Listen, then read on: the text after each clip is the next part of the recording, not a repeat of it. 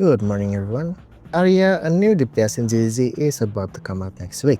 Most of you probably are excited about her. I myself is planning to pull her to test her teams and performance later on, but we are not really going to talk specifically about her kit in this video. There will be a separate Arya pre-release video where I will talk about her potential and possible teams in her early state. But here I want to pour something that's been on my mind for a while. You could call it a rant, and I want to know if you also feel the same way about this, or maybe you have a bit of a different opinion, or exactly the opposite. Tell me down below in the comment. The state of ZZ meta right now is in a really fast pace of change in terms of character performance. A new DPS may come out and get an easy kill in one season on their release, thanks to their shield buff we call it, and the next season, that team will not be able to kill anymore with the same setup. Maybe because of HP increase, burst DA buff effect, or both. This happens with Banwei. I personally really like his playstyle, but the reality is harsh, because the truth is he can only kill Hunter without Mindscape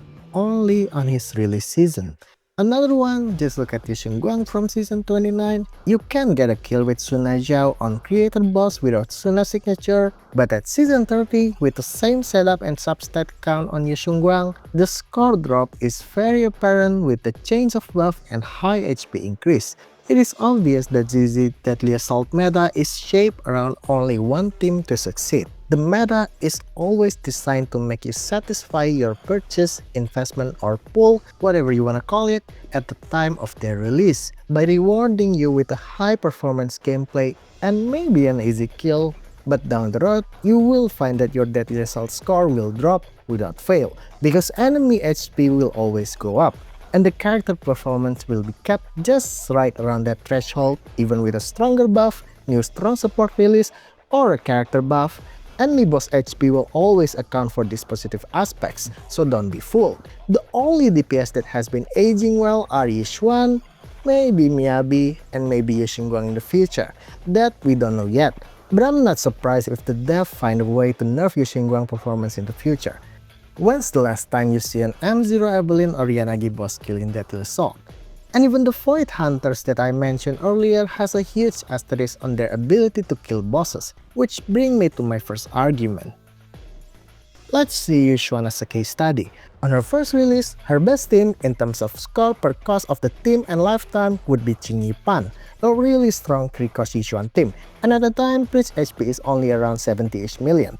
As the time progressed, Priest HP kept increasing, coupled with an introduction of a new Rapture support, Lucia released at season 21, Pan becomes impossible to support Yushuan to kill Priest. We observed that Lucia release directly raised the bar of minimum investment on Deadly Assault kills. And then, not long after that, Dailin is also released at season 24. And later on, would also raise the bar. As we see right now, Qingyi Lucia is not even enough for Yushuan to kill the current season 30 144 million HP Priest. One other, more diabolical example is how after Yuzuha release, they kneecap Mono Ice by giving less or no anomaly build-up buff on the DA buff on top of secretly increasing the DA boss max anomaly build-up. You don't pull Yuzuha, you probably wouldn't enjoy playing anomaly team anymore.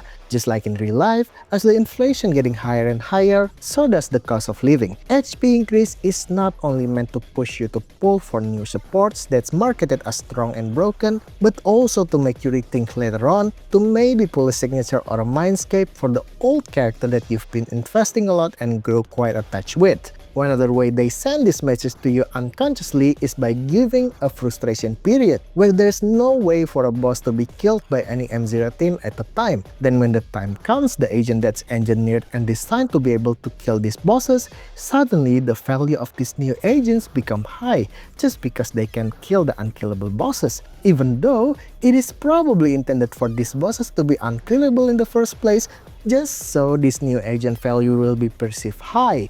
And that's not all. Even if you have the best support for your DPS to get a kill on the Deadly Assault, there's this thing that I call the Dailin dilemma, where strong support is needed on two sides of different DPS to get a kill on the DA season. Without the strong support, the next alternative would be a 1 or even 3 cost more expensive. And despite the name, this can happen to any sport, making the so enticing 195k Deadly Assault full score will never be able to be achieved without Mindscape. right now and in the future as well.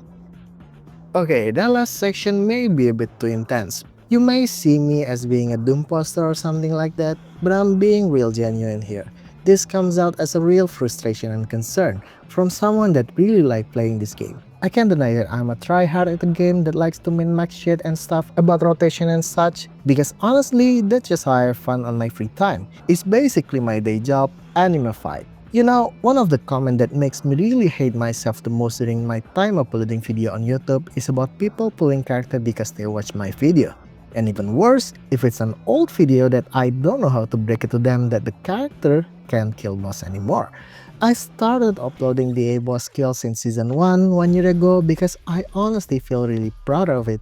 And I don't see a lot of other people doing it on YouTube at the time. Whether if it's after I analyze a low-resolution Bilibili video frame by frame to understand how they do it because I don't understand Chinese and Google Translate can only get you so far, or I was just being insane and come up with something diabolical, it's still insane how at the time Miyabizuyon team can kill boss. A fun and non-meta team kills a boss will never happen again. But that was what makes me adore this game. With attention to detail on rotation, buff and debuff uptime, character build, experimentation, I find mastery in this game. Therefore, I find enjoyment and time worth spent on a gacha game. But sharing something that I like in a gacha game, whether I like it or not, will also make me being an accomplice or an instrument on gacha game advertisement. I don't like gacha game marketing and how they sell their product in general, and I will never justify or defend any of them. Being someone that influences people to spend their time or even money to some virtual product is a sin that I want to confess on this video. And we probably already starting this video in a wrong foot already, being to emphasize on a boss skill as the highest achievement of mastery. Another way of ZZ to pressuring you to pull character, mindscape, or engine is by comparison game. You compare yourself to your old score that somehow kept decreasing for reason you may or may not know, or you compare your score to someone else that has a different setup from you, maybe more mindscape, better support, or better drive this, and God forbid making you spend money because of that. The game psychologically conditions you to make a connection between your score and your mastery by this scoring system. That's something that I'm trying to change about my point of view on this game. Also, I have a pet peeve on the sentence of player who keep killing bosses in ZZ is the reason HP inflation is a thing. That is BS. I'm not new on the internet. 99% chance people that say this is just baiting for attention. By addressing this in this video, I consciously biting the bait they spread, but I can take it this one time. I hate this sentence because you are antagonizing someone that spent time playing the game the same as yours for something that's not their fault. Don't hate the player, hate the game. You are shifting the blame on the artificial difficulty increase of the game from the devs itself just so they can sell more product, while the player that keep pushing the limit of what they can do with limited cost and investment, thus their mastery during adversity, is something worth admiring too. Yes, sometimes they include an ungodly amount of substats and specific builds that may pose a bad expectation on investment level for different or newer player, but that's the only thing that they can do if they are being thrown bullshit by the devs every week, one after another, to push them so they pull the newer character. It seems like you are changing the narrative for the worse for the community. For what? Do you get paid enough to ruin other people's fun? Okay. Having fun should not be about getting the highest score with the best team. Fun itself is subjective. It could be anything you want. I now try to make my fun becomes getting the rotation target that I want, despite the numbers. Because after all, it's not about comparing your score number to another team, or the old score where the condition is different. And if you can have fun by just getting a full 9-star on Deadly Assault every season, I am honestly feel happy and jealous for you, because I can't do that anymore. I really admire people that still push to clear current endgame with teams like Billy and Nicole. That's just how this game has changed me to becoming a meta slave. And I don't want that to happen to you. That's why I'm making this video. To share honestly how my feeling about this game changed throughout this time, and I also want to know about yours as well. So let's answer the question of the video. What's the reason to pull a character in this game? I honestly don't like answering this kind of question because there's a chance that I'm being given the responsibility of weight of your spending in this game, One basic answer to this is pull character that you like, but that itself is just a non-answer and rather fake because character personality, voice acting, story, lore design, all of this is meticulously designed in a gacha game by a very specific market research and focus group to make a product that sells as much as possible or target a certain niche right on the bullseye. Though not in the gaming industry, I have some experience in product design and marketing to sell user stuff for profit. So being aware of this, I've never been able to relate to any gacha game character. But I'm probably just projecting.